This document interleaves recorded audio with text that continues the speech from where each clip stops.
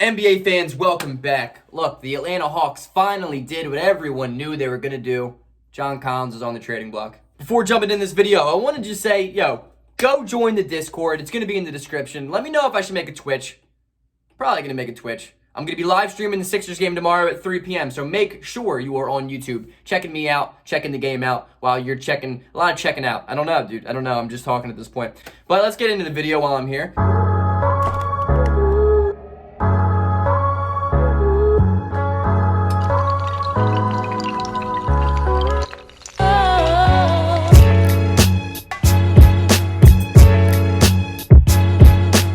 Look, it's a long time coming for Atlanta, right? Everyone knows they were going to trade John Collins. They're going to try and trade John Collins. They're going to at least see what they can get for John Collins. The kid's a stud. He fits on a lot of different teams. Offensively, he's one of the most impressive young big men in the entire NBA. He does everything. People thought his shooting was just a flash in the pan. It's not. This man is a consistent 40% three-point shooter, and he's shown that year in, year out. He's a great player. Another thing with John Collins is he's a crazy athletic freak, and he fits with a lot of good young guards in the NBA. It's a shame that Trae Young can't make it work. It's a shame John Collins defensively doesn't really help out the Atlanta Hawks, a team that desperately needs defense. That being said, I came up with 4 different trades. 2 of them are my idea, and 2 of them are something I saw from the internet, so I'm not going to take credit for all of them. But I just want to just jump into it, I guess. Transitions. I've never been good at transitions. If you watch my stand-up comedy, you know just transitions isn't my thing. But why not? Transition number 1.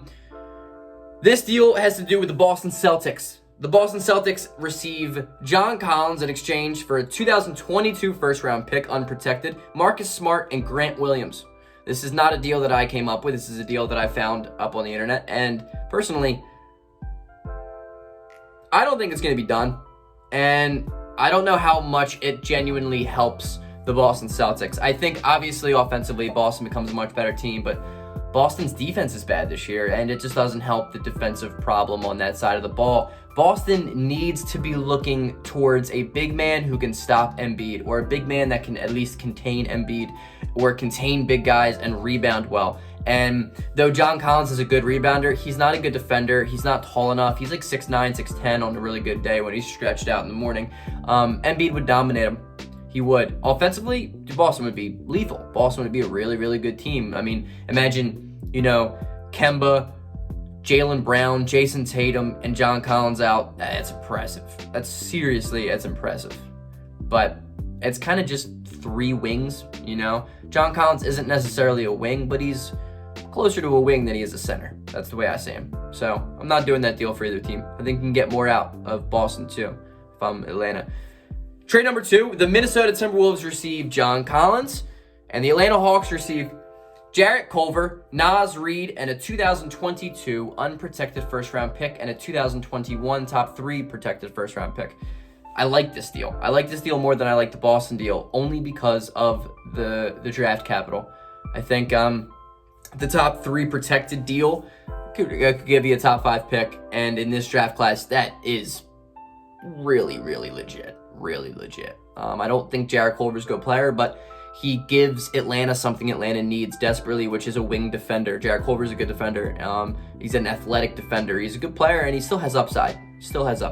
Naz Reid, I think he's a good player. I think he's underrated. He's been a lot better than I expected him to be. I think Naz Reid is the type of guy who can give you really good backup center minutes for a good 8 years.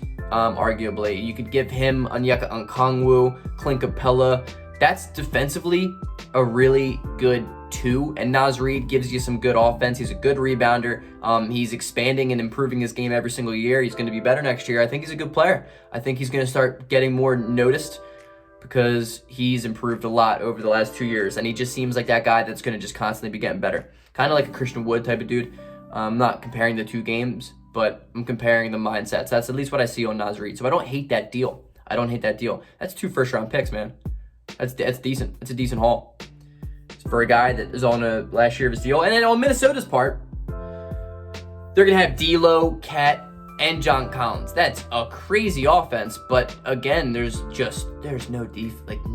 defense being played in Minnesota. But Minnesota sucks, so it's like, whatever. Who cares about the Timberwolves? Trade number 3.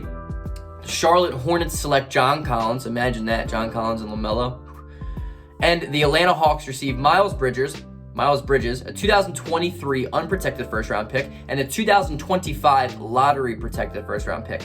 I don't like this deal as much as the Minnesota Timberwolves deal, which is ironic because I like Miles Bridges a lot. I love Miles Bridges. I think he's a really good player, but for Atlanta, it doesn't fit a hole. It doesn't fill the need of what Atlanta needs. Atlanta needs defense, and Miles Bridges isn't really a strapped-down defender. He's kind of just a poor man's John Collins a little bit. He's a little smaller. He's a freak athlete. Like that man, he's like a 2,000-foot vertical. And he's an improving player, and he's a good player, right? But I just don't see that for being the best thing Atlanta could get right now, and I'd move on from that. For Charlotte's side, I think that it turns you into a legit playoff team. That turns you into a playoff team for sure. John Collins is good. John Collins is good. You're going to have LaMelo Ball, John Collins, Gordon Hayward, Terry Rozier, Devontae Graham. Dude, that is a high-flying, fast-paced offense that a lot of teams just are going to struggle to keep up with. Going to struggle to keep up with, man. And that's a playoff team. That's a playoff team in the East. I like that deal for Charlotte, but I just don't think that's going to be happening. My last deal is the biggest deal. This is a deal that I created.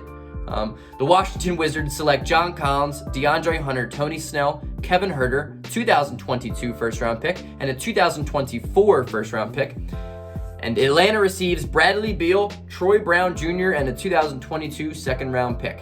That's a lot to just digest right there. Rewind it if you need it again. But the Wizards, let's look at the Wizards. I mean, you have Russell Westbrook, John Collins. That's a fast-paced offense. But more importantly, you're kind of entering a rebuild. You're kind of understanding, look, we're getting rid of Bradley Beal. We're not going to win right now. Let's build around John Collins. I think John Collins is a top 3 player, has the potential to be a top 3 player, arguably a top 2 player on a championship team. I think I'm higher on John Collins than most people are. And I think he has the potential to be a championship level player. Now, I'm not saying he's going to be the main cog in a championship team. I'm not saying build around him, but I'm saying that's a good start. That's a really, really good start. Financially, this deal matches up. It's a big haul for Washington. I think Washington embracing the fact that, look, you got DeAndre Hunter now. You got Tony Snell. I can't even say that in a straight face. Tony Snell's not bad, though. He's going to be just a dude that's going to be hopping around year after year, just $2 million. But you're going to have Kevin Huerter. So Kevin Huerter, DeAndre Hunter. There's Denny Avdia, Thomas Bryant, even though I hate that man. John Collins. You're starting to kind of create a name for yourself. You're starting to give yourself some structure for a rebuild. And I like that move on Washington's part. I do. I think it's a good idea. And I know they don't want to trade Bradley Beal, but Wizards, you need to trade Bradley Beal. I don't understand it. Oh, man. In exchange, obviously, Atlanta's going to receive Bradley Beal. Defensively, that backcourt's going to be doing nothing. Nothing. Bradley Beal and Trae Young, they're not going to be doing anything. But offensively, that's going to be the best backcourt in the NBA. I think it's right up there with James Harden and Kyrie Irving. I think Bradley Beal is the best scorer in the NBA right now. It's going to be a lethal offense, man. It's going to be a lethal offense. You lose a lot for it, but Troy Brown Jr. is a good player too. I think Troy Brown Jr. is going to give you 3-and-D potential. He's going to give you good 6-man, 7-man, 8-man type of mentality. But you just have the ability to be like, you just build around Trae Young and Brad Beal, and that alone is going to make you a good team. You're going to have Bogdanovich. You can probably put Beal at the 3, I guess. But you're going to roll out 3 dudes who can just shoot the lights out better than most people in the NBA. So I'm here for it, man. I really am here for it. I'm here for that deal. Atlanta needs to make a move because the team's not working out. John Collins is upset. And I don't blame the guy. You know, I don't blame the guy if he wants to leave because the way Atlanta's disrespected him, the way Atlanta doesn't think he's a max player, despite John Collins going out there night after night, dropping 25, dropping 20, dropping 30 on high efficiency, on great shooting, on great athleticism, on high energy. I like him a lot, and I think he deserves more than Atlanta. That being said, I hope you guys like the video. Don't forget, join the Discord if you haven't, because you haven't. Aiden's the only dude that's joined the Discord. Hurts my feelings a little bit. I'm just kidding. And don't forget, I will be live streaming the game tomorrow if YouTube allows me to live stream. If I'm verified in time, I'll be live streaming.